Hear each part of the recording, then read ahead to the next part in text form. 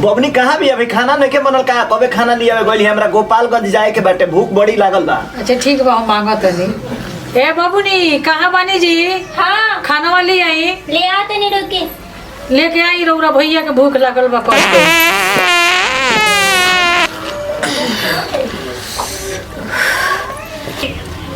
बाप रे बाप रौरा तो गजब माने करो तनी महाराज। रौरा के तो बार बार हम कहतनी कि रौरा होटल के खाना बहरी के खाना मत खाई, लेकिन रौरा बात मानते नहीं कि ये आदमी स्पोर्ट करेला। रौरा तो पूरा नाक जार देता नहीं। अभी कुली खाना के खाई रौरे खाई बसवा देले बनी रौरा। बात झूठो के कहतारू हम कोई नहीं है, हम थोड़े कोई नहीं है। तो ऊ को के गइल बाप रे बाप नाक बसवा देलस एकदम। वो को के गई नहीं है कि रौरा कोई नहीं है। रौरे खाना खाई हम चलो तनी।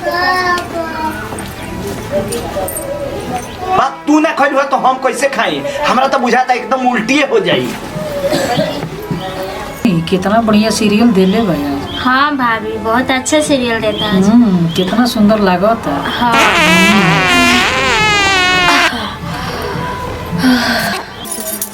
बाप रे बाप का ये बबून रौरा तो कहीं बम छोड़ देता नहीं। रौरा तनको शर्म नहीं के लागो। रौरा तो ये करे तो हमार हार्ट अटैक हो जाए। चुप ना रहबू पादे ना छोड़ले बनी इ तो केहू के संगे हो सकेला। ठीक बा तब रौरे बैठ के टीवी देखी, हमारा मरे के नहीं खे। जान रही तो बहुत हम टीवी देखे। हम जाता नहीं। ए सुना तारू केने बड़ी हो? हेने आओ हेने आओ। का हो का और देखो एगो सामान लेके आइल बानी। ई का हो जी? आई है नु सेंट हो वो दिन के बतिए याद बनू।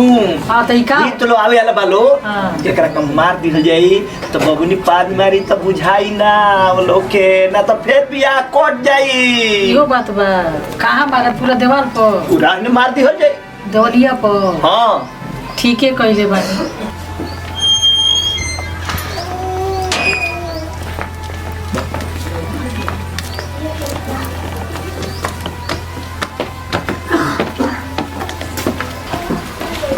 प्रणाम जी। प्रणाम प्रणाम। आई लो बैठी लो। ठीक ठीक बैठी रहो बैठी। आवे में कोनो दिक्कत ना भइला? ना ना कोनो दिक्कत ना भइला। ए जी इतने स्प्रे काहे मारतनी? रुआ समझत नहीं कि ना पड़ोसी के यहाँ भोज रोला कहाँ उसका खैले बड़े सोन। अच्छा अच्छा ठीक ओकर मोहक ना आई। हाँ हाँ ठीक ठीक बा। सब बात लड़की के बोलाई हमनी के देख ली सन। ठीक बा बोला तन से कहाँ बाड़ू हो?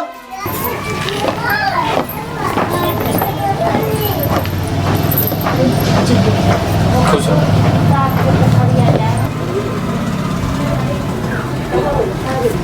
ए बाबू लड़की तो हमरा पसंद बिया, तहरा पसंद बिया कि ना? सदिया तहरे न करे के बा। अरे माई जब तोरा पसंद बिया तो हमारा काहे ना पसंद करी? ठीक बा। अच्छा लड़की तो हमनी के पसंद बिया, लाखों में एक बिया। सबका सोचे के बाद चले के खाना खाई जा। हाँ, चल चल चल।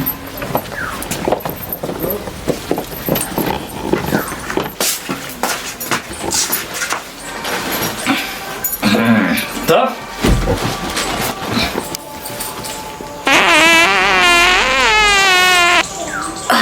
कब गिरा के बताइए।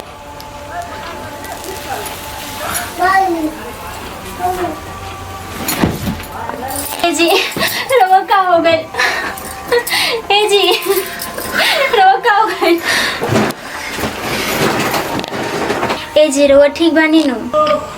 हाँ हम तो ठीक है बानी। तू ऐसा धमाका मरलू है जो हम बेहोश हो गए नहीं। ना जी शादी के दिन थोड़ा लेट खाना खाइन वही सेंगन हो गइल है। चलो ठीक है बा।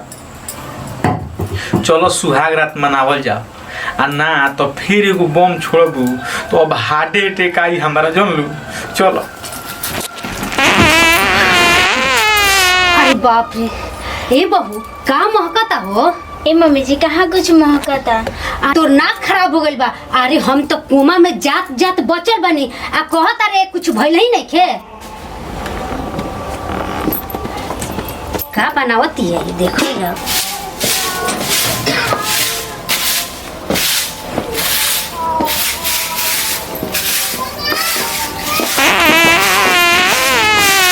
बाप रे बाप दादा रे दादा नाक जोड़ गई। अरे का ही बबनी? का कोई जी डर पतो ले पिया बबनी तो का करी मरी इतना दिन से सोहत अब हमरा से नहीं सहा हमार हिसाब किताब करी अब घरे हम काम करे ना आए मम्मी जी हम जानबूझ के थोड़े ना पदनी है। अच्छा तो ते ही है कीटनाशक ब्लास्ट करे वाली ऐसा करे के होई तते हमनी से पहले बता दी है। चल अब चल मुंह मत देख आओ तोरो हिसाब कर दी।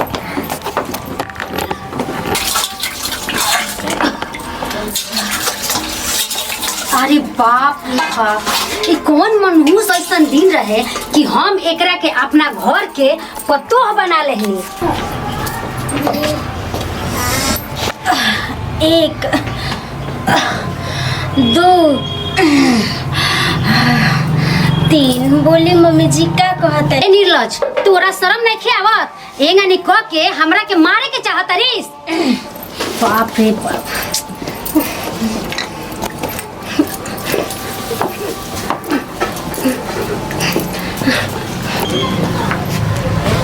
प्रणाम प्रणाम रे बाप आपन ते चुपके से शादी कर ले लिया आ सौदिया में हमरा केना बोल लिया है। अरे बैठी पहले बैठी बोल चाय लेके आओ लेके आ गई नी ले आओ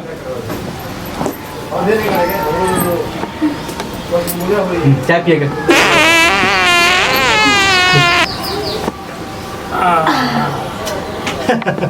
समझ गई नी कि ते हमरा के काहे ना बोल लिया।